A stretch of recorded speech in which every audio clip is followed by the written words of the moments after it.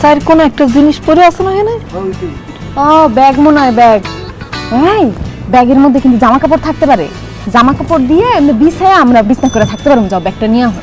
তুমি নিয়ে আসো, আমি পারো না। আমি মহিলা মানুষ যাবো ব্যাগ আনতে, যাও তো যাও। আরে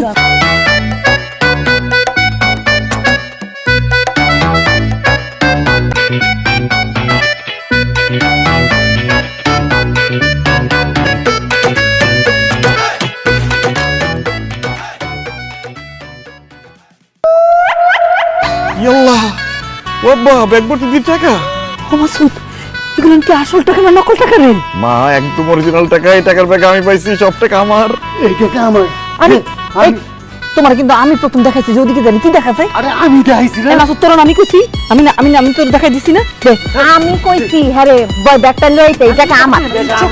এই টাকা আমার। আমি আগে দেখাইছি। আমার টাকা আমি আগে দেখাইছি না।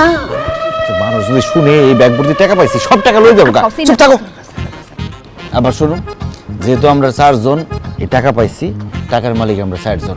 আমরা 4 জন সমান ভাগে টাকা নিয়ে নেব, ঠিক আছে? হ্যাঁ ঠিক আছে।